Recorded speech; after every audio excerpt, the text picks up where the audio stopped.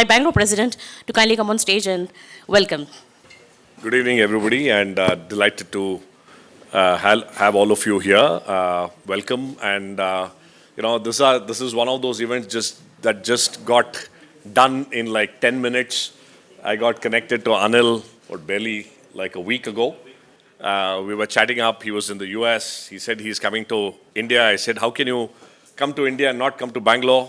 He said, give me a reason to come to Bangalore. I said, let's organize this event. And that's how this happened. So thanks to Anil and Nikhil for being here. And of course, our own Himanshu, where are you? Right there.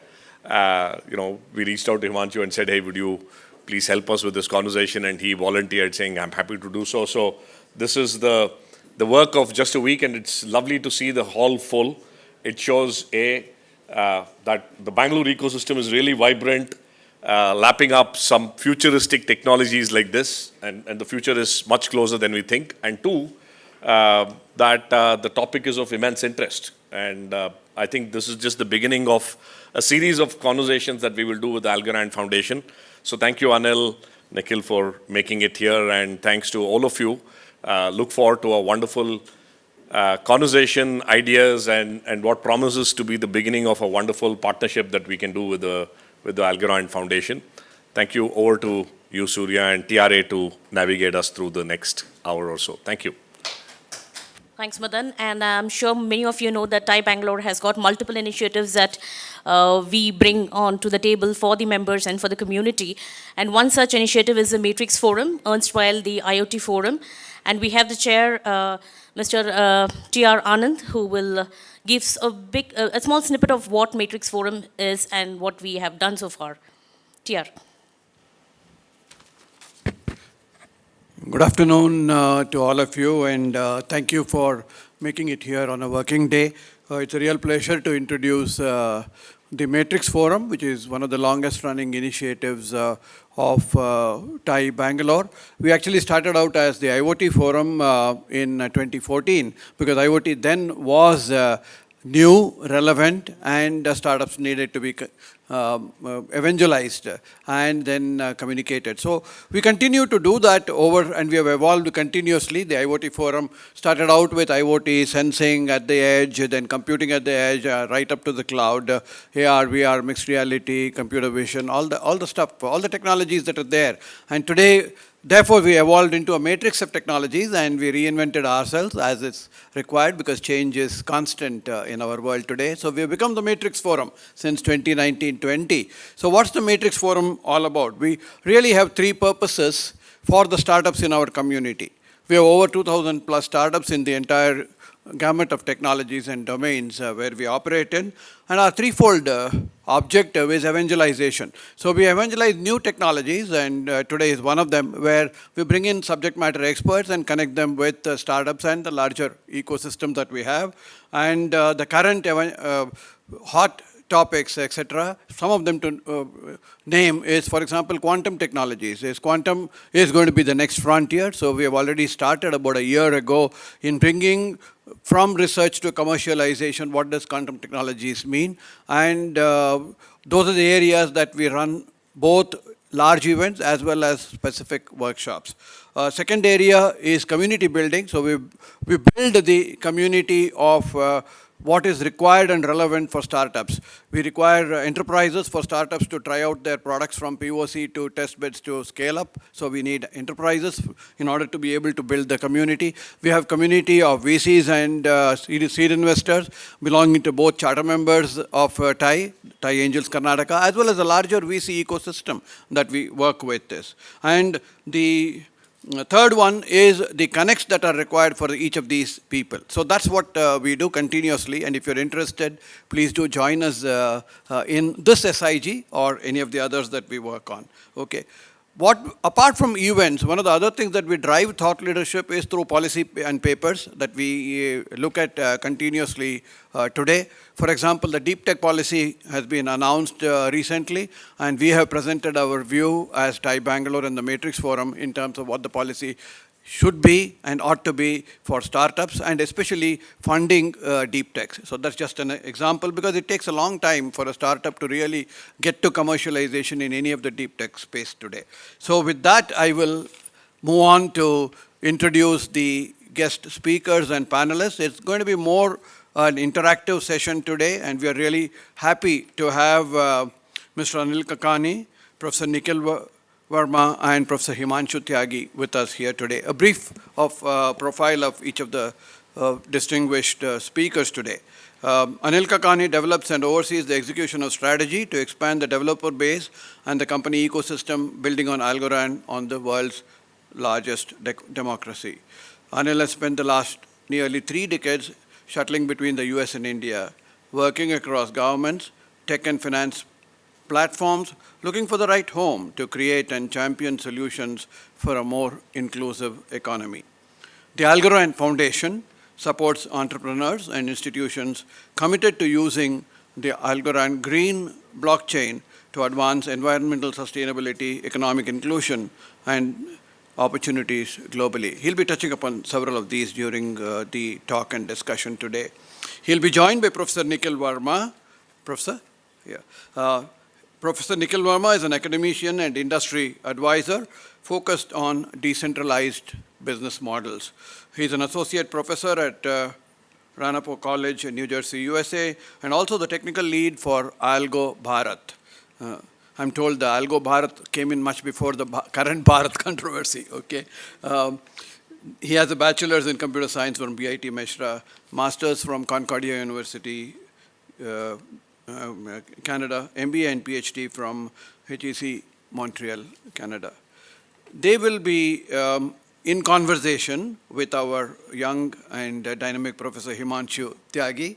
I call him Himanshu. Professor Tyagi is an associate professor in the Department of Electrical Communication Engineering at IISc Bangalore and an associate faculty in the Robert Bosch Center for Cyber Physical Systems. Over the years, he has applied information theory to problems in cryptography, statistics, privacy, federated learning, and networks. He's been involved in research threads such as blockchains for crowdsourced wireless networks, distributed statistics, information constraints, privacy, and so on and so forth. So if you are working on a 5G blockchain privacy startup and would like to have technology research or VC-related discussion, he is the person, and they run a lot of small, focused, deep dive workshops. So please join him at IISc on that. So with those introductions, it's my pleasure to invite Professor Himanshu Tyagi. I think he'll probably speak first, and thereafter, you're going to speak, right? First? So thereafter, we will request Mr. Anil Kakani and Professor Nikhil Varma to join us on the stage. Look forward to an absorbing discussion. Thank you. Good evening. Thank you very much for inviting me here. I have been hearing about all the things that TiE does, and I realize I know most of the people already. And so I'm a pakka Delhi wala, and this is like events like this which make me, which justify why I have been in Bangalore and moved to Bangalore and whatnot. I mean, this is the heart of the tech part. One objection I'll make, calling me young at a blockchain event. So I look younger actually. I'm not that young. When I was younger, I used to look older. But one interesting thing about the reference of young. Recently at a blockchain conference, I met a guy who told me, he was telling me when I sold my first startup, it was this and that. And I said, what do you mean by first startup? You look too young. What are you, 23? He said, no, I'm 13. So this is a boy named Grijesh Nair who sold his first company at the age of 10 to FTX and moved to Bahamas. And he's 13 now. So please don't call me young in a blockchain forum. It's a bit of a, I can't stand it. No, FTX, because you can't sell your company as a 13-year-old. How do you sell or make a company as a 13-year-old, right? It's a technically difficult problem. That too, a blockchain company. Well, you know what happened to FTX, so, 13-year-old were building that. Okay, so jokes apart, I think it's a very interesting time in blockchain in India. And regulatory, if you look at the regulatory talk, the minister recently at GFF said that blockchain is a very dangerous technology with lot of opportunities. Okay, so if you look at the regulatory talk, it will paint one picture. But if you look at what's happening in the same conference, let's say GFF, Global FinTech Fest, and many of you I see have background in finance. If you look at what's happening on ground, it is our home. This blockchain technology is the home of Indian innovation. Okay, it's like we are at home with this idea of having these light contracts and having this quick businesses, deals. Every day, the Golgappa wala takes 1,000 rupee loan or whatever we were just discussing and gives it back in the evening. That's been going on for ages. All the fruit sellers, all the flower sellers. So we are completely, it's ingrained in our DNA, this blockchain technology. So what is blockchain technology? I like simple mental models. One simple model which I like to remember blockchain by is, we are all used to this internet, which is amazingly decentralized and which is what has unleashed all the power of startups in India, right? To some extent, tech startups, right? We are all used to it. That's the internet of information. There's another internet, which is the internet of value, which is not there yet. There are links of value. When I pay from my bank to Amazon or something on this sale which is coming, let's say, I use online banking. That's a link of value. We would like to have an internet of value. And once you have an internet of value, then money itself becomes a fuzzy concept. I don't have to have this denomination. I can directly have that contract. Why not, right? It's just a program. Why have this intermediate notion of money? So that programmable money and the internet of value, which will come and stay in parallel with this internet of information. Okay, these are two parallelly existing internet one can imagine, is what blockchain is all about. It will change the world as we know it. It is already changing, but it's really fascinating. That's what blockchain is. Now, what's happening in India in the blockchain context? What is the value, internet of value that we are creating already in parallel? I gave you some examples of contracts that we already have with some model of trust. Trust is in that money lender and this guy who will return it back. But what's happening, what internet of value requires to begin with is some kind of identity on it. Okay, one needs to have an identity on it. And then we first, to begin with, before we create other value assets, to begin with the traditional value asset of money has to move on it.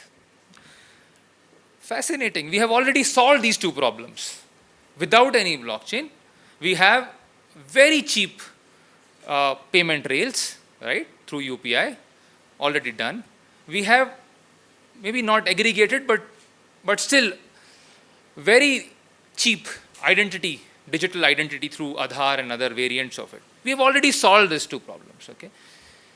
So India by default starts here. So we probably are doing more transactions on these aspects than any other blockchain project, real transaction, meaningful transactions, okay? So we start here. So starting from here, the next thing, of course, is to build contracts around it. And we already see how that is happening. ONDC is a leading example of that one can have this kind of open ecosystem. The underlying protocol, the beacon protocol, is not really a blockchain protocol, but it's the communication rail. It's the off-chain protocol to exchange any SLA. But when you are exchanging SLAs, okay, that's how again, simple mental model. You can think of beacon as a protocol for exchanging SLAs. But once you start exchanging SLAs, of course, the whole point is to do something with those SLAs and go to this internet of value. Okay? This is why I feel that we are already doing blockchains. All these micro lending startups that are coming, where they are going and finding out how will you return your loan. Because micro lending startups obviously make money in more risky side of things. If it's a more stable yield, then they will not go there. And now in more risky side, you have to find out a lot of information about it. You have to find, okay, maybe this person's address is not good enough for me to give him loan, which, by the way, address is the biggest indicator of giving the loan. Let me find out his cousin's address and all that, right? I'm trying to find some reason to give him loan. All these identity, my aggregated identity in a society, in a privacy-preserving manner, can we exchange over chain? All these startups you will see coming. And they will push the regulatory framework in the right direction. These pressures are mounting because a lot of people have a lot of ideas around these things. Now coming to the regulatory part, that's the last part I'll say and then I'll move out. So what is this blockchain where you have a heavy regulator? So one of the regulators that has worked, I think, very well in India is RBI. So I really respect RBI. Although they may sound strict and serious, but they have worked, okay? It's very hard to have a working regulator. We also have so many examples of a non-working regulator. So this regulator is serious. They want to innovate as well, and they want to balance it with some caution. So we have this regulator, and we have these innovators who will push them. This our micro lending guys, they are they are innovative but dangerous as well to some extent. I know there was a startup who was asking you for your contact details when you were taking the loan. The idea is they will call your friends and tell them when you don't return the phone, right? Return the loan. So innovative but dangerous. So we have this regulator, and we want this innovation. So what's the answer? The answer is Algorand, Ethereum. What is their source of trust? Their source of trust is their token. Okay. When you have secure enclaves and TEE, their source of trust is that hardware that is sitting there. So there is a source of trust in any such transaction. We have to invent blockchain deployments with hybrid source of trust, where we have a regulatory source of trust, which we reach out to whenever some validation is needed, like some kind of central registry to make sure everything is going fine. And then outside it, another source of trust to hyperscale. So it's an architectural question. It's not a non-feasible question. This India blockchain stack will come, no doubt about it. It will have a hybrid source of trust, where maybe just to give an example to make it just concretize it, that identity, we have a regulatory source of identity provider, which is Aadhaar. But once a bank, someone was just suggesting, so I'm just using that example. Arun was suggesting, and it's a very valid suggestion. Once a bank has already done your KYC from Aadhaar, now bank can become an identity provider and scale and go to its own blockchain and do it, with the caveat that anyone can go back to the bank and ask them to show, the regulator can ask them to show me what has happened on that side.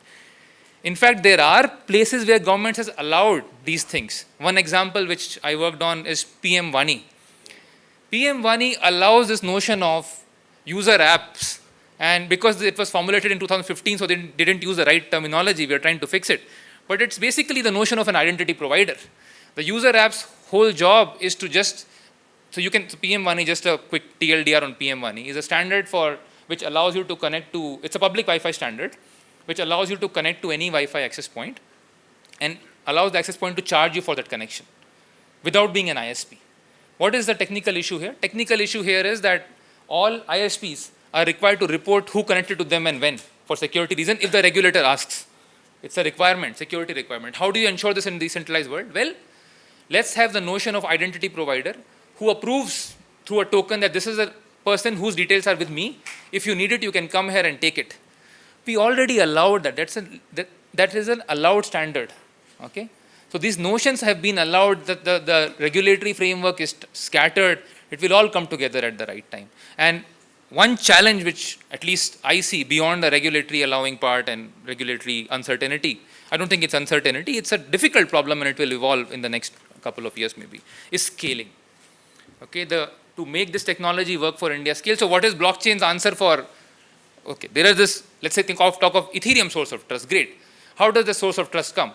By having multiple validators. How do multiple validators operate? They repeat the calculation.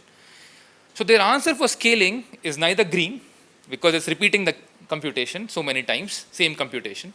We also repeat computation in cloud for security reason, but turns out that in this Byzantine tolerant world, the repetition is much more. Okay, in the crash fault tolerant, the repetition is less. Cloud also repeats it because if one disk crash, your data will be recovered. But we recover in blockchains, you repeat every calculation. So will it be green, and will it scale? Will it be able to handle? Will it be able to reach the scale of a Visa? Let's say that's an example which is typically given of whatever 10s and 20,000 transactions per second. Okay, 25,000 transactions per second, I think, is what Visa claims. I don't know if you know, but Ethereum is 4 transactions per second, and there are scaled up solutions, but then they move away from some of the other requirements of decentralization and all that. But that's the challenge, and that challenge not only exists in the public blockchain domain, but also in the enterprise blockchain domains. It's just that we have not hit the use cases where this challenge will come to the forefront. And with that, I'm very excited to have one of the leading technology projects in blockchain. I'm a big fan of Silvio Micali, and by that, Algorand, and would love to hear what they are doing in India, because I think this is the frontier of blockchain use cases. This country, I think, is the frontier of that. There are other countries who are frontier of crypto pump and dump use cases, but we are the frontier of actual blockchain use cases. And with that, I think someone should suggest what format should we switch to now. I know it's a question-answer format, but if you'd like to have some opening remarks before we do that. Sure, I can do it from there. Yeah. What? I can speak from here, yeah, sure. Thank you, Himanshu, for those opening remarks, and thank you, Madan and Mr. Anand, for having us here in the mecca of innovation here in Bengaluru. A couple, just, so by the way, Algorand today can do 10,000 transactions per second. So Algorand is, well, before I get into Algorand, let me just say it is really exciting for Nikhil and me to be in Bangalore today. We began our Algo Bharat initiative, like I think Mr. Anand said, well before Bharat became the hot topic that it is. I think in last September, we began our initiative when Stacy Warden, the CEO of Algorand Foundation, came to me, and we went to graduate school together. I've known her for years, and she had taken over as CEO of the foundation. And she said, you know, at Algorand, our focus is really around creating a more inclusive economy, using blockchain to democratize access to capital, to markets, and to services, right? And while it may be true that the Golgappa guy can borrow 1,000 rupees in the morning and pay it off in the evening, what he can't do is have a credit footprint where that he can grow his business, right? So how do we make it easier for him or her to be able to grow that business? How do we make it easier for him or her to not only sell Golgappa to the customer that happens to be walking by, but to sell something that has much higher value in a country that might not even be his or her own, right? Because that product is of value to someone beyond. So Stacy came to me and said, we've got India is such an amazing place for innovation, and we haven't done anything in India. So can you spend a few months helping me figure out how do we map and figure out who's doing what in India? So I reached out to my friend Nikhil. I don't come from a blockchain background. I spent years in policy, investment banking, tech, but more hard tech. And then I traveled here. My first exposure to India as a professional was when I came here with President Clinton in the year 2000, when he sadly passed on coming to Bangalore and went to Hyderabad. And that was a sore point for many of us that he didn't come to Bangalore. And I came again with President Obama when I worked in the Obama administration. And it was clear to me why, for policymakers, India is such I worked for Pat Moynihan, Senator Moynihan years ago, who also had such deep and profound desire to help and do something in India.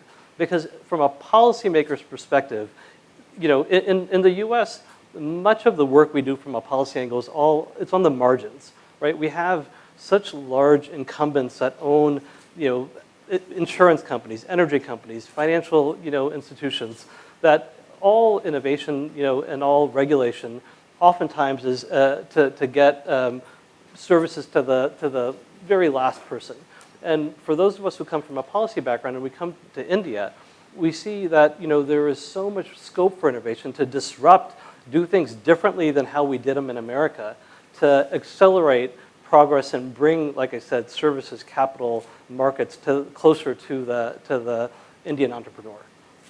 So anyways, we spent a few months. Nikhil went to probably 20 universities, got a feel for who's teaching what in the blockchain space, what's happening in the startup space. And we came back, and in January, we were asked to join the foundation and really drive the diffusion and the growth of Algorand in India. And so at a high level, our mission in India is threefold. One is to broaden the developer base in India, training, heavy investment in training, engagement, partnership with research institutions, universities to engage and teach young developers around building Web3 solutions. So we can talk about that, what we're doing in our engagement with universities. Second is investing in the startup ecosystem. And I suspect in the year ahead, we're going to do much more in Bangalore to invest in that startup ecosystem, because we've been active in many parts of India, but because in many regards, Madan said that, why, where I said, give me a reason to come to Bangalore. I don't need a reason. I more needed like the time, because I felt like if I come to Bangalore, I need to spend enough time here because there's so much opportunity here. So it's great to be here. But our work across India, a key component is investing in the startup ecosystem. The third is our strategic partnerships with large institutions. Institutions like TiE Bangalore, institutions like Confederation of Indian Industry, institutions like the Indian government, where we're partnering to accelerate adoption of blockchain in India. And where people begin to understand what are the real world utilities of blockchain technology.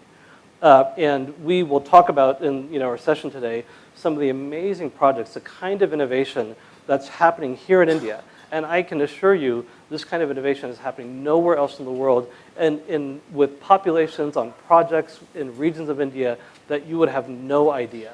With farmers in Karimnagar, right, that are getting access to blockchain, through getting access to carbon credits through blockchain.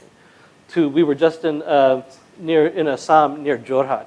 We were filming these handloom workers who have begun to really suffer in their livelihoods because of counterfeit gamusa is wiping out the pricing for their product.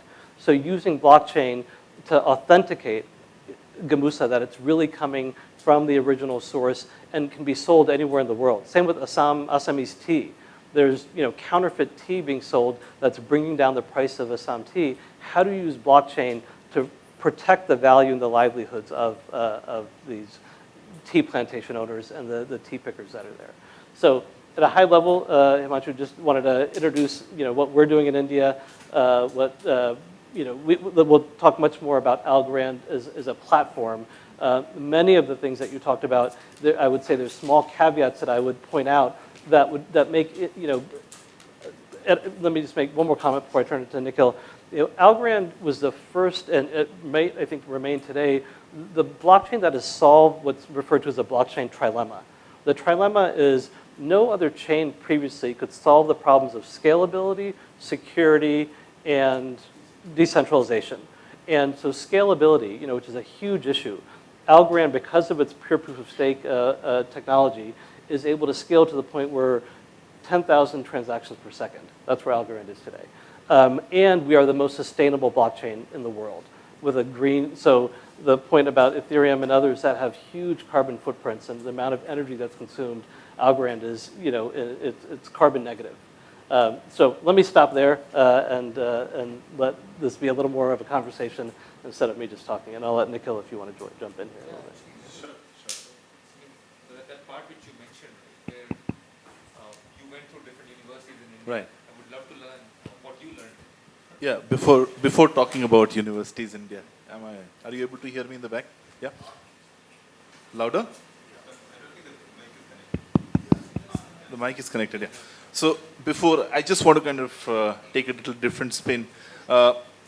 I studied computer science. In my undergrad, I studied computer science for masters. But then I turned over to the other side. When I go to computer science folks, I tell them I went to the dark side. When I go to the other side, I tell them I went to the bright side. I don't know what kind of audience is this, so I'll keep quiet on that.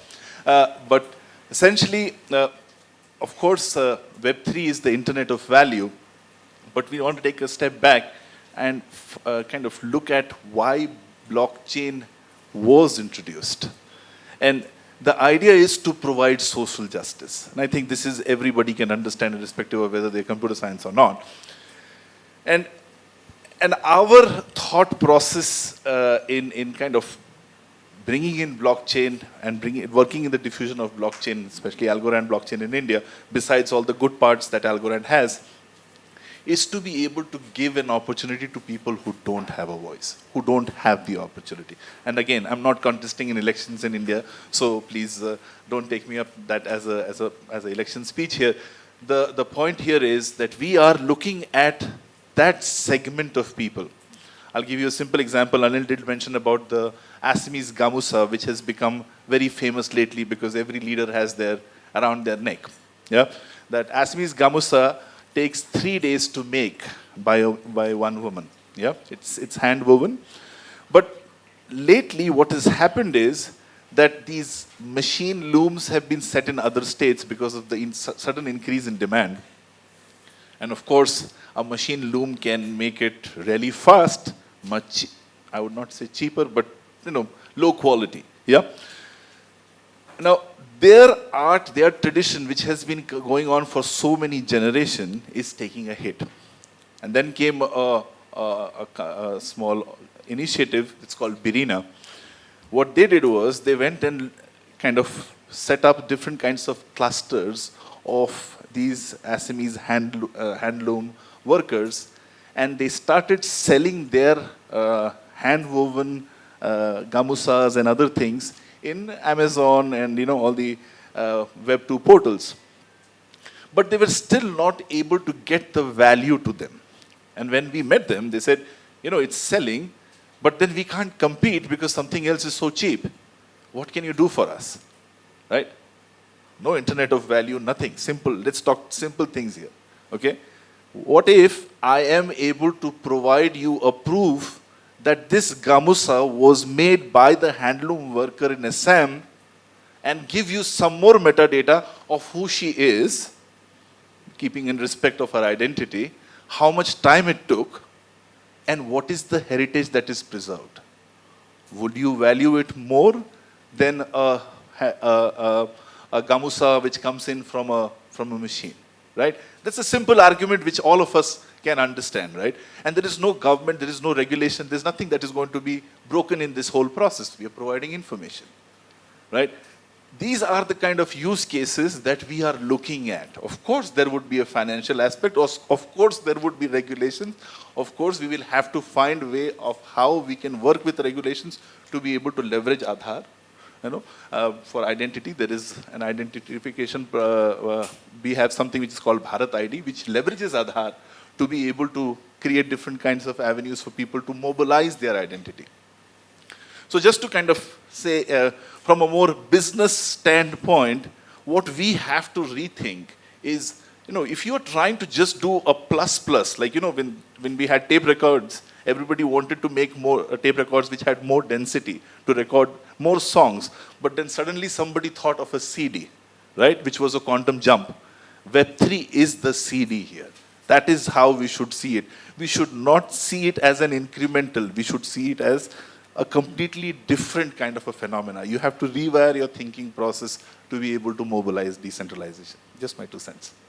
In fact, I told I should use the mic. Yeah, so in fact, I would also love to know, so you gave a great example where Algorand is working in India.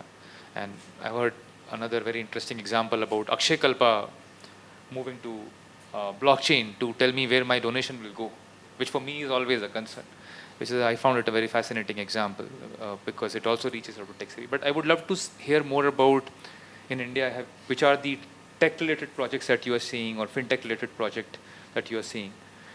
You mentioned the carbon footprint part, or is that also a focus area for you? Yes, absolutely. So, yeah. Go ahead. You can start. Yeah, so sustainability is definitely, because that kind of goes in with our DNA. Being a green blockchain, blockchain which actually has a negative carbon footprint. Now, negative carbon footprint can be counterintuitive, so let me explain that briefly. It's, first of all, our consensus mechanism, as Himanshu explained. Consensus mechanisms are very energy intensive. And the third generation consensus mechanism, which is used in Algorand, is designed in such a manner that the carbon footprint is very less. On top of that, we also compute the amount of carbon footprint that we have for every block that we compute. And over a period of time, in intermittent times, we buy certain amount of carbon credit, which is actually slightly more than the carbon footprint that we have. That makes us a carbon negative blockchain platform. So you're building in this platform, you are essentially not contributing to any carbon footprint. That's one of the things. And since sustainability is in our DNA, definitely sustainability related projects is something that we were very interested in. And one thing that came into our, which is very, I think anybody who's playing in that space gets to, knows that carbon credits is often flooded in the market, and people have actually lost trust in the carbon credit, and that's why the carbon credits price has gone down considerably. And of course, with the climate change, and Kyoto was done ages back, should have actually mobilized this by now. And now comes in ESG, environmental social governance principles, which organizes, it's called CDBR in India, which every organization was firstly kind of doing it voluntarily. In some places it's becoming mandatory. What's happening is now these companies are buying carbon credits which are able to demonstrate some kind of social responsibility also. More fun, right? Because in Web 2 space, we already failed the carbon credit system. The carbon credit is just kind of computed. You have a project developer who comes in, gets some people who certify. By the way, India has the maximum number of people who certify carbon credits. That tells you something. And then that carbon credit is certified. You get your carbon credits certificate that over 2 years of operations, this is the amount of carbon credit you're going to get. They do some inspections once in a while. It's kind of a sampling inspection. Of course, we know how to dress up when there is, when the inspector shows up. And that has resulted in carbon credit, the lack of trust in carbon credit. Now, what we are working on is data-driven carbon credits. You still go with the project developer to be able to get that carbon credit, but now I will be able to show you the genesis of this carbon credit. I'll be able to show you how this carbon credit was created. I'll be able to show you what is the impact this carbon credit is bringing in. Can I talk about Telangana? Sure. Yeah. So the Telangana project, which we are currently working with the government of Telangana, is a street light project where the Telangana government wants to change the conventional lights, which are high energy consuming lights, to low energy consuming lights. And saving energy gets you carbon credits. You have to prove that. So basically they'll be able to show that with their previous electricity bill and the new electricity bill, the delta, there is some kind of a computation model and you will be able to get some carbon credits. In our work with them, which is a work in process right now, we were able to demonstrate to them that if we are able to kind of change those lights in a big region, we will be able to create those carbon credits as forward contracts, get investment money, and give them that money to change those lights. And in fact, that would be a source of revenue also for the villages. This is the kind of impact a blockchain technology can bring in. It's not an incremental solution, it's completely disruptive. A Web 2 solution does not have the ability to do this. Enterprise blockchain would not be able to do this because it's, in my humble opinion, it's just a privileged database. You have to have a public blockchain which is trustworthy, which is decentralized to be able to achieve something like this. And that's what we are doing in the sustainability space. I think the question was beyond the sustainability space, right? So, so each of these projects, whether it be and these might sound like we're only doing projects that have some do-good or impact element to it. We have many other large organizations and other very private sector kind of initiatives, but even in each of these projects, there's a big financing element to it, right? Because even if you take the Gamusa worker, right, you're establishing transactions. You're establishing more than just your identity, but a record of doing something that enables you to raise capital at some point, right? And it effectively becomes a credit scorecard, a credit footprint. We have, just to give a very different type of example, we have a company we're working with that has tens of millions of customers. It's a remittance and payment technology company. And what this company has a platform that opens up its APIs, and retailers come and kind of use that to produce white label solutions. So they can collect payment, right? The biggest issue for many of these retailers, whether it be an OTT platform or whatever, if they're trying to sell a product in the 80% of India that still gets paid in cash, right? Even UPI, there's still a massive part of India that transacts entirely in cash today, right? And for that population, if I'm trying to sell to that population, I still have a real challenge of collecting payment, right? And so this is a platform that enables a kirana store, any sort of street corner entity, or a homemaker to become a payment collector, right? And so they can white label the solution, but the company still, for all these hundreds and hundreds of retailers, the company that has set up this platform, they are the single trusted entity. It's very centralized, right? So the whole point of blockchain is to decentralize, right? How do you enable and allow trustless transactions? I don't know Nikhil, I don't know Himanshu.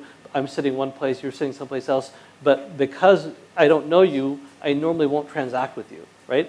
But of course with blockchain, I don't have to know you and I can transact with you. Likewise, if I have data on thousands of customers and someone else has data, how do we innovate? How do we use that data to deliver a more customized solution? So that's where that company is using, is developing a solution where data can be exchanged, data can be monetized, right? So that the person who's trying to sell a product can actually use that data, figure out, okay, how do I lend to somebody? Or how do I deliver a certain product to them that's customized, collect payment that I would have never known that customer would have been a good candidate to receive that. Again, another example of the type of companies that are building on Algorand. Yeah, very interesting. So the next part that I'm personally very curious about is, and I don't have statistics on this, but whoever I interact with on the government side and even the enterprise side,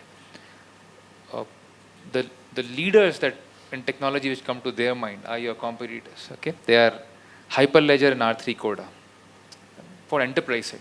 Yeah.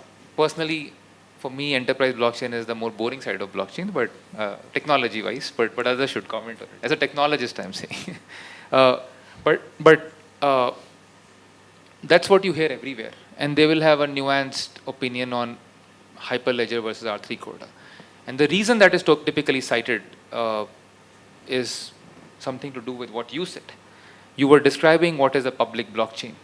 And the way you were describing it, right? So one question which came to my mind in your platform, you should educate us a bit more about your platform, is who are the validators? And is this programmability now allowed? Where is this the nature of the platform? The question that comes to their mind is that in the notion of this open, decentralized blockchain, what is decentralized and what is not? For example, if I want to make a consortium of banks who just want to do the most cited use case of trade finance. Okay, I don't know why it's not happening. I think just some regulatory uncertainty. It's the low-hanging fruit. Technology-wise, there's no obstacle there. You all have agreed to do it. You should be able to do it. You anyway are doing it through some other interfaces. For those use cases, they probably don't want to have an Algorand source of trust. And invariably, they turn to these frameworks like R3 Coda and Hyperledger. I know there are other companies now coming in the play and they are making. So I want to understand a little bit more about what is Algorand platform offering and how are you reaching out to these use cases where you cannot have your own validators and you probably have to involve the players. I'm just ignorant on that part. Yeah, good. So any decentralized platform would definitely like to have validators in a decentralized space. Yes, of course, there are certain regulations that you have to stick to. There are certain countries where you're not allowed to run nodes. There are certain places where, but as of now, our platform is very, very decentralized. It's not that there's a group of people who have the turn on and off switch. Yeah, we are trying to get more and more decentralized as we speak, so that it becomes very peer-to-peer. The whole ethos of anybody coming into this space can work. Now, I hope that answers your first question, but the second question, which pertains to banks, and I do understand that, okay, there are two aspects. Many people have kind of misunderstood, and I would blame the private blockchain as much as I like Hyperledger, because that's the first blockchain that I studied. It was so boring. Is that it is nothing but a more privileged database, where you have your governance structure set up, but that is within your own control, right? So there is a model which you can actually simulate a hybrid blockchain within every single public blockchain that we have in the current times have the ability to let you run your own private node, where you could do your private transaction. Basically, if you are so stuck upon Hyperledger, you can stick to Hyperledger, but then there could be certain parts of your transaction that you could throw in the public space. Maybe you could put a hash of multiple transactions into the public space so that the authenticity of that transaction can be maintained. You can say, hey, you know what, we did transaction inside, but we cannot go back and change it because we have a hash of that in the public chain. That could be one of the ways of looking at it. And Algorand does let you do that. Okay, so if there are certain banks that want to kind of build a consortium kind of thing, they could run their own nodes. They could have their own private network. They could play within the space and then put something in the public to be able to kind of anchor it. Yeah, so that could be one of the models. And even I wonder why they are not doing it now, but there are opportunities to be able to do it. Disney has started doing something similar to that. They have their own network called Dragon Chain, where they are doing something where they have a private system and a public system. So there are certain aspects that they push into the private system, public system, but mostly all their operations are run in the private system.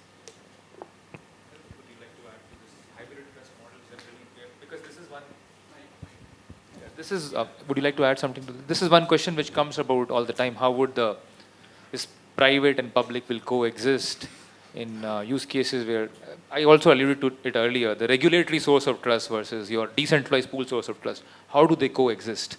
And if you have seen examples like what you just cited, right, that you can use the public chain for timestamping and sequencing there by putting a hash there. Like even in public blockchain, this kind of idea is coming up. People are using Bitcoin for that, right? There are Babylon is a startup doing that. So I'm just your thoughts on where do you see these two things coming together, and do you have examples of use cases there? Yeah, I don't know. We've been asked with some large organizations that we're working with. They don't. There's certain data they want to keep on a private blockchain, right? They don't, and a lot of it is. You take examples of like supply chain management, right? Where now you're working with multiple third parties. Take a large car manufacturer, right? Supply chain, replacement parts, ESG reporting. All these things require. There's some element of public, some element of private. I think there are examples. I don't think the solutions have been figured out yet. I think it's a work in progress, but like I think we all agree, the train it's already going, right? So I think innovation is happening. I think the final outcome, and certainly the role of the regulator is critical. We also agree that this isn't something that gone are the days of Bitcoin where this was supposed to be something that just was a response to a large centralized regulated world we lived in to create some other alternative life. We fully believe in a regulatory framework. We think CDBC will be the central bank digital currency will be a great step in that direction. That that brings regulation with it. That allows once we know the framework, and I think that happens in every field. Knowing the framework, knowing the regulatory limitations, helps people prepare for that. It's also nice to see in India the regulatory sandboxes. Certainly in Telangana has one, Gift City in Ahmedabad. It allows for innovation to address some of the issues that you're talking about. So yeah, I think that's all I have on that. That's great. Okay, so I think the next thing I would like to hear about is, so I run a startup. It's a US-based startup, but I do run it, and I think India is rather. It's great to hear that you're supporting startup. I think startup is one of the most exciting things happening in technology in India. And it's really refreshing to see what happens in startups in India. There's a long way to go. Our startups are of certain kind. The ecosystem itself is of certain kind. I would say we are not at the level of what one would hear in a Singapore or a Valley right now in terms of technology space, because it's a very specific Indian style to the startup. I would like to hear more from how you support these tech startups, and generally what kind of startups are you seeing who are coming to you, and where are we headed? Are we headed is the delta in the right direction? I'll start, and then Nikhil, you can add on it. The delta is definitely in the right direction, right? We're seeing I'll tell you, we've done a couple large events and kind of pitch competition processes just to get engaged with the startup ecosystem. And we're supporting startups in many different ways. We're investing, through our ventures arm into startups. We do smaller size, not really grants, but competitions. But really, the value that a platform like ours brings is less the money. There are other chains that do $5,000, $10,000 grants, which they don't really, that money is gone quickly, and there's no way a $5,000 or $10,000 grant is going to help you produce an actual product that's going to go to market. Our approach is very different. It is a huge amount of hand-holding, project management.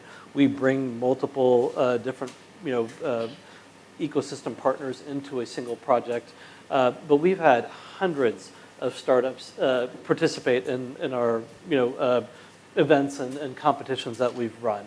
And I'd love to open it up a little bit and hear from some of the folks here, what type of startup innovation is happening in the Web3 space or where there's interest. But across India, everywhere from Kolkata to Chandigarh to Assam, and everything in between, there is so much startup innovation that's happening.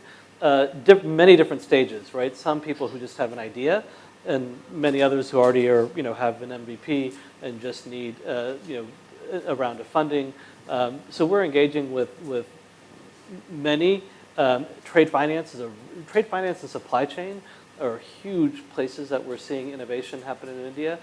India is very different, I'd say, and Nikhil can speak to this in terms of the types of startups that we're seeing, not because they're more or less sophisticated, but more, in many other parts of the world, the market for Web3 solutions isn't as strong as it is here. So what you see are, startups that are developing tools. They're part of the Web3 infrastructure. They're not actual solutions that can be used by, by one of us, or that Panipur Golgappa, that's not there. In India, we are seeing that kind of innovation where a product, a solution, can be utilized in real world, for a real world application. The other thing I would say is some of the challenges in India are so we've run accelerators all over the world, and there are many organizations, entities that are running accelerators here in India of relatively low value. And so what, which makes it, they kind of dilute because everybody's been through an accelerator, many of them didn't get much value out of it. And so, we think there's a significant role for accelerators. We will run our first 1 or 2 accelerator type programs in 2024. But again, the accelerator program, when a company comes out of it, they should be able to go raise capital, right? If you can't raise capital, then there's something wrong with the accelerator, or the investor community isn't ready yet to jump into the Web3, pool. And it is early days for Web3. There are not a lot of very sophisticated Web3 investors in the world, let alone in India. So I think, again, all of that, I think, hampers the maturity of a startup ecosystem, but the delta is absolutely in the right direction from my perspective. Yeah. So I think we covered what you wanted to cover in our discussion. Maybe this was a very positive answer. I agree with all of it, actually. It's a very fertile ground for blockchain innovations. As I said, this is like the home of blockchains. It's meant for a society like ours. Yeah. And what I would like to end on is basically you both started at different places, right? And you're working in blockchains. Right? Just want to, on a very short answer on why. One is opportunity, but is it more to that story? Because let's say opportunity keeps on shifting. AI is the latest thing right now. Maybe quantum. Is there more to that story? Your personal story of moving to blockchain. Yes. This is for yeah, sure. For me, it's a very personal story. I've been involved in tech. I've worked for a company like Corning Incorporated. Corning is, as many of you might know, it's a materials and inorganic materials company. And we've done a lot of work at Indian Institute of Science. In fact, innovation partnerships. But I'm a policy person, and and really my background, I've spent years. I have a law degree, I have a public policy degree, and have worked on low-income programs. In the U.S. we have programs like food stamps, cash welfare programs. But a lot of my work has been around how do you combine tech with programs that are intended to provide transformative, positive social impact. The challenge with many programs in the US and I think across the globe is how do you scale something that has a positive impact? There's a real limitation on scale. And oftentimes that's a result of the fact that the person leading that program may be in one city or one town in one state. It's hard to replicate that level of success in other parts of a country. Blockchain, when I began to engage with blockchain and understand, especially with Algorand, the scalability of a solution that's built on blockchain and the scalability combined, at least at Algorand, with the mission, the mandate to create a more inclusive economy, to democratize access to capital. So if you think about democratizing, what in India is, when you say, India is like so ripe for innovation, because India has so much intermediation. India has so many middle people that extract value away from the farmer or from there's so many, the screenwriter, the musician who sits, who lives somewhere. And blockchain is a way to bring that value, to bring that livelihood back to the person who creates that value. So that, for me, coming from a policy background, was a real strong motivation to get involved in the blockchain space. Oh, my story is slightly different. I was actually pulled into this I was an entrepreneur in Montreal before, did multiple hops, did my MBA, PhD, but prior to that I was an entrepreneur, so I was pretty connected in the Montreal circles with entrepreneurs. And when I finished my PhD, I had a friend call me in US from Montreal saying, hey, do you want to join my startup? And this startup was about music, and he was like, there are some musicians, I used to sing in college, so that's how I knew them. And they're like, we're going to start and we are going to mint a lot of tokens, man. And I'm like, what are you talking about? And I had AI and supply chain operations management. So I was in the cusp of technology and business. That's where I'm kind of was situated. And after that, when I started reading about blockchain, and of course started with the classic Satoshi Nakamoto white paper, and then finally getting into that. I have got so much deep into it that sometimes I joke with Anil that even in my dream I think of blockchain, and in fact I am so much committed that I feel that in the future, and this is this might sound a bit crazy, but I'm a professor, so I think I can take a pass. You can easily pass me on that. That in the future, technology will assist us in our economic systems. The economic systems that we all live in, either it is pure capitalist, socialist mix, we don't know what we are. Technology will start interfering with that aspect of our life. Technology is not just a phone in our pocket or a computer that we play with, or an AI chat GPT where we kind of get interesting messages, but it will start interfering with systems to be able to correct the problems that we have in our. And I'm started writing a piece which is I call blockchain capitalism. I think the aspect of capitalism is beautiful, but there are the aspect of the wealth concentration going over to certain people, and that wealth concentration not being able to come back and being kind of getting denser and denser in that small cohort of people is the biggest problem in the world. And I think a blockchain kind of technology will be able to help us achieve more, a better, happy world where, the goods of socialism and capitalism would kind of spread in a much better way under a technology. Thank you. Okay, so I think with that, we'll open the floor for questions to the audience. And please keep a tab on time and let me know when we are done. 10 minutes. Maybe 3 questions.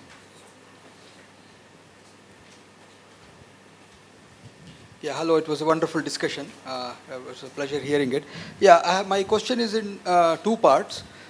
It's a very general question, not specific to what you said. It's more regarding the Web 3.0 itself. Yeah, the critics, I've been reading a little bit about it, and the critics kind of say this is not taking off as we thought it would. for simple reason that they believe that too much of privacy, too much of is a person's uh, information is stored in these databases and held by a few people. So that is one part of the question. Just need your opinion on that, because a few people have too much of information. That's the problem with this Web 3.0. Whereas in the previous Web 2.0 it was not necessarily the case. I mean, this may be a debatable issue, but the second part is billionaires like Elon Musk and Jack Dorsey and all that.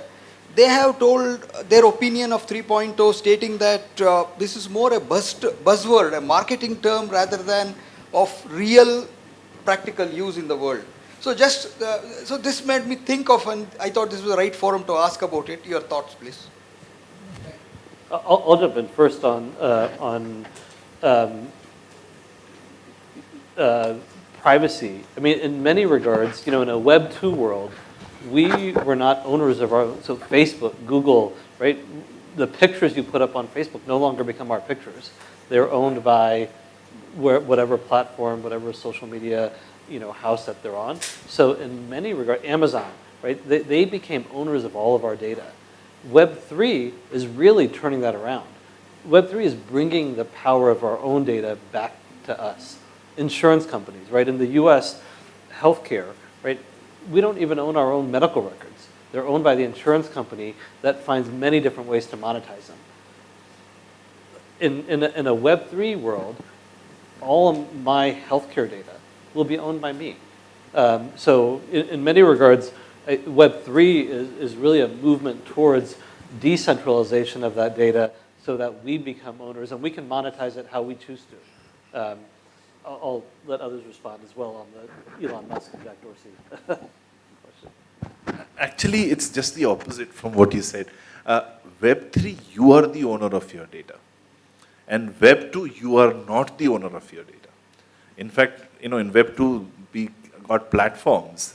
And the platforms, they say, is they give you all the solutions for free. When the solutions are free, you are the product.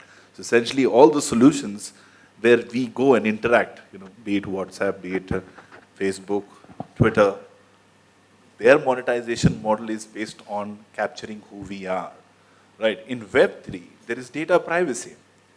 Now, I think you were probably trying to suggest that in Web3, in blockchain, we have a public hash written which people can see. In blockchain, a good blockchain design should not have data stored in the blockchain. The data should be stored with you. You should actually just take a digital signature of the data and put it on the blockchain, which would not mean anything to anyone, by the way. So, I hope I answered that Web 2, Web 3 part. And Elon Musk himself has been playing, and I don't consider him in a right state of mind, so let's not discuss him. But Jack Dorsey, on the other hand, actually has written a paper which is called Web 5.0, which is Web 2 plus Web 3, which he talks about decentralized identity, which is taking it in even more, so one step further, adding more degree of complexity. So I think these people, their whims and fancies, let's not worry about that. This technology is actually for the common person, and this is not a politician speaking, but this is, from a perspective of how we can start doing innovations that would actually impact the common person and can make access of different things, like Anil mentioned, right? Financing, funding, people who can't get money. And now you are able to create a credit score for them or some kind of a framework for them where they could have investors come in and give them money. This is the beauty of Web3.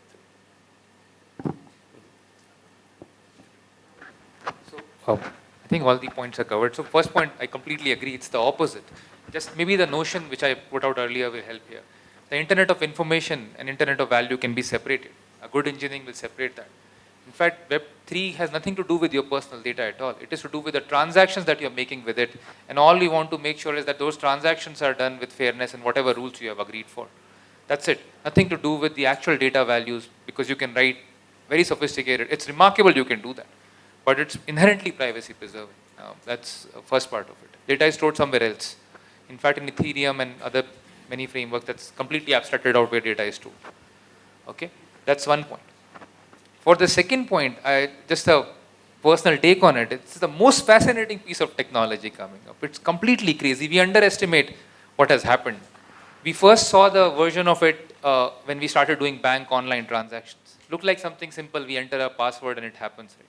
But can you imagine the whole Nazi army was unable to, with all their funding at that point, they're burning right, Germany's economy, was unable to protect their messages against Britain. And now each of us at this scale protects our passwords every day over an open internet. That was the first brushing we had with cryptography. This technology from theory to practice went so fast, amazingly fast, just in a span of 30, 20 years. 78, that paper comes, and by 95, 96, the technology is ready, and now. Similar acceleration has again happened. Things like zero knowledge proof should not be working already, but they are working. It's too fast of an implementation. And it's a completely crazy type of compiler which is proving what it does. This technology is nothing, it's not a joke that has happened. It's a phenomenal thing that humanity has done. And I completely agree that it will change how we transact. Our notion of money will change. Money was a simple design for the barter system.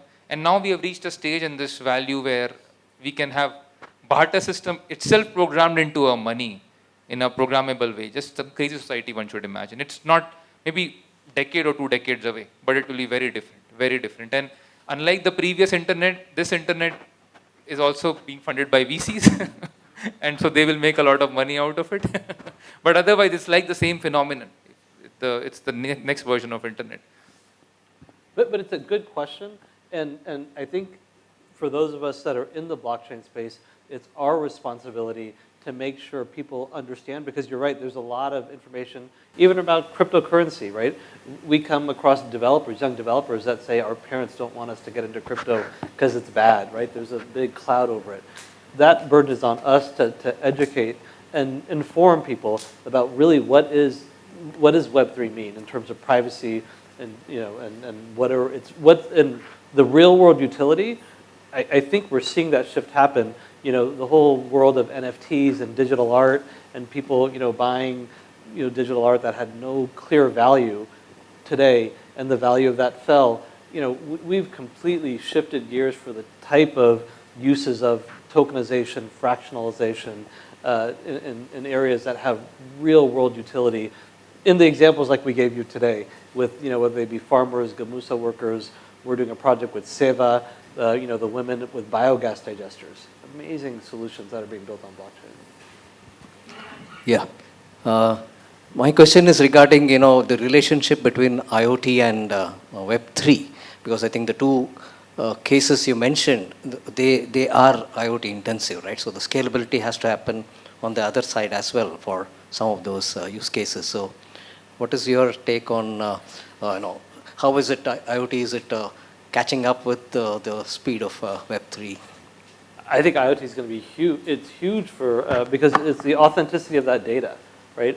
So if we talk about carbon credits, we're talking about installing flow meters that capture data.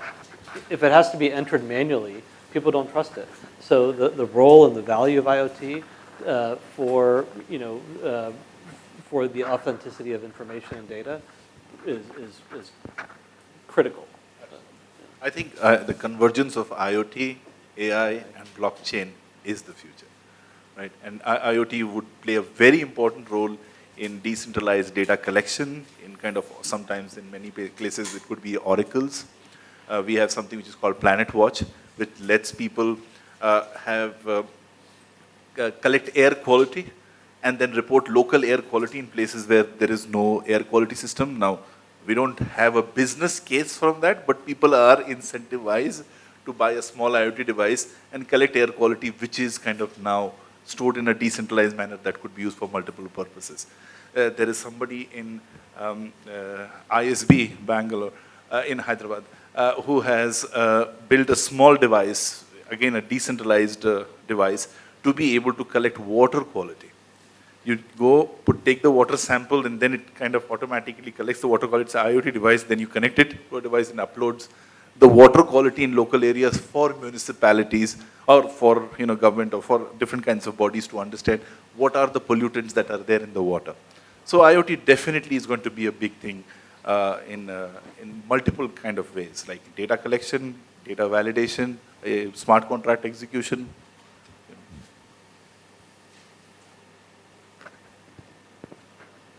Okay, thank you. I guess the gentlemen have a big round of applause because we're almost done.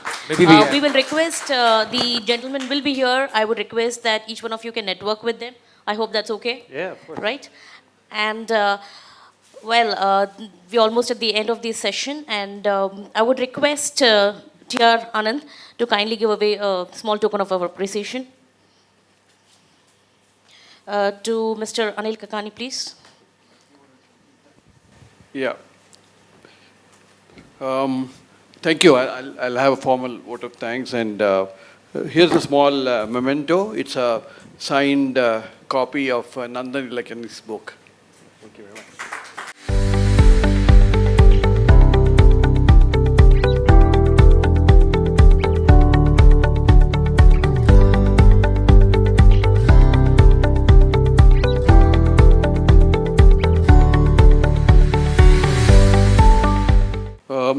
I know there are a lot of questions, but we do have another program in the adjoining hall starting shortly. So it's been very interesting. I'm okay. This kind of small podium. It's been very interesting. The topic is vast. The impact is large, and I think what Professor alluded to, that the future is going to be techno, geo, political wars of the economic kind, not necessarily the physical wars kind, I think. And a lot of it is also involved, I don't know, a whole aspect of how minds will be programmed in order to do that. And concentration of wealth has been a problem in the last 2 decades. It's become more intense now. Hopefully, democratization and maybe another revolution will probably set things right in this sense. So we will have continuing programs on this topic. Typically, that's the speciality of the Matrix Forum. We take a topic and we just don't do one event and close. We organize programs right through so that there is real value, and the subsequent sessions sometimes are workshops. So we are working with Algorand Corporation, also with the IISc Blockchain Club. We will announce more programs. Please feel free to join them at that point of time. With that, I would like to first thank Anil, Professor Nikhil, and Professor Himanshu here for taking the time to make what I would call as an unscheduled stopover here in Bangalore. And thank you. We will see you more often here because this is the place which is happening here. So thanks for making this happening. And thank you all in the audience for making the time on a working day here to come and attend this. With that, we will close the session for the day. And you can continue to interact with the panelists outside. Thank you and have a good day. Thank you.